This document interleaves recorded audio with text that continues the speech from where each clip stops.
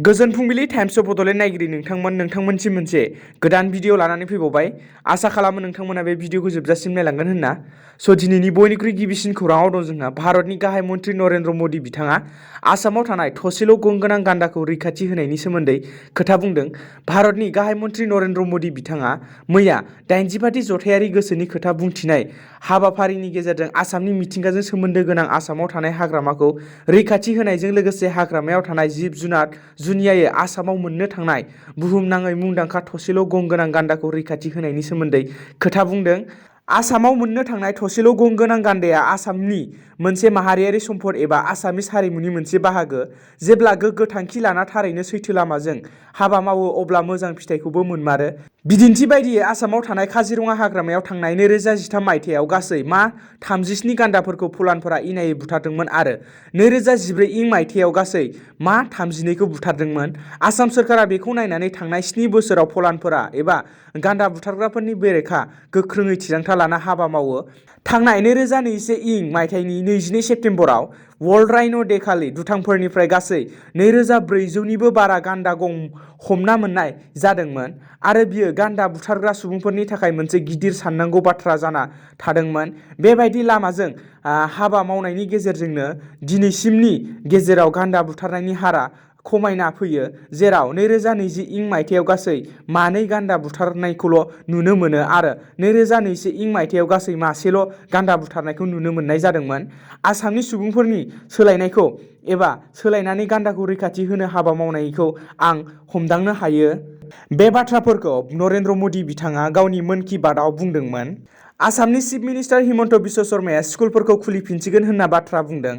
आसामनि chief minister Himanta Biswa शर्माया मैया मंगलबारखालि थामहिनबा 30 जानुवारियाव फेब्रुवारिनि 15 अक्ट'निफ्राय स्कुलफोरखौ खुलिफिननाय जासिगोन होनना बाथ्रा बुंदों।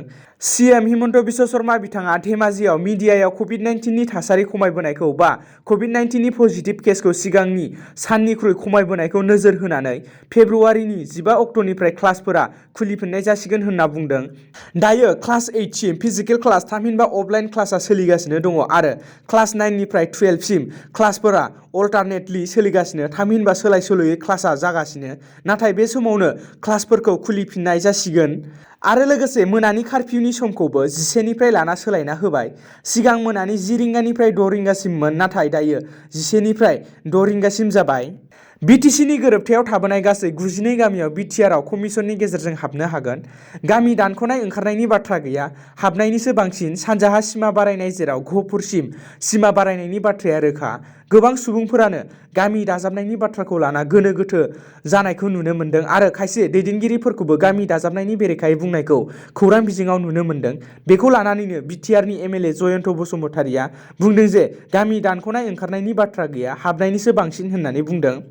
आरो लोगोसे जाय आबसुनि बेरेखा बुंदों बा सोंखारिदों बिसोरखौ गावखौनो सोदांना लाग्रो होनना बुंदों आरो जायफोर एबसुखौ सोंखारिबाय थादों बिथांमोना बै समाव एबसुनिफ्राय बनजार खोमोरना खारनाय गोजासो होनना गोख्रों रावजों बुङो एमएलए जयन्त बसुमतारिया।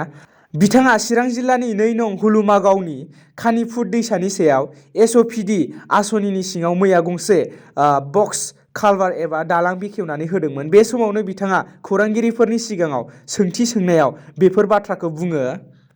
क'क्राझाराव मैया आसाम कंग्रेसनि आफादगिरि भुपेन कुमार बराया दावबायफैदों।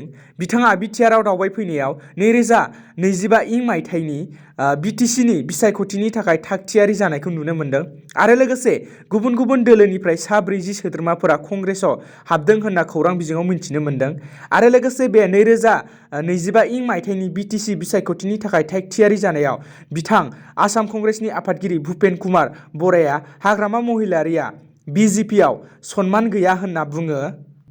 दिनैनि गोथार फुंबिलिनि जोबथा खौराङाव दं जोंहा आसामनि गिबि मन्त्रि डक्टर हिमन्त बिश्व शर्मा बिथाङा भारतनि गाहाय मन्त्रि नरेन्द्र मदि बिथांखौ गोसो गोरबोनिफ्राय साबायखर बावहरदों।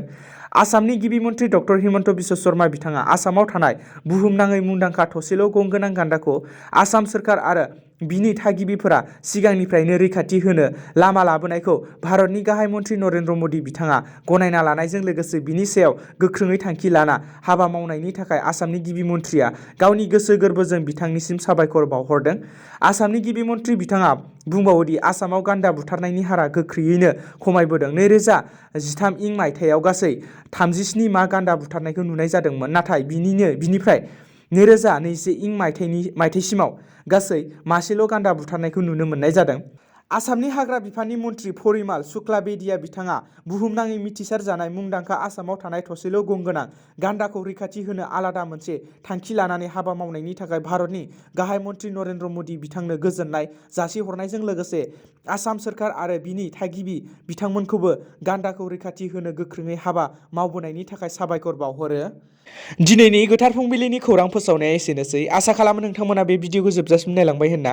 गोजोन्थों।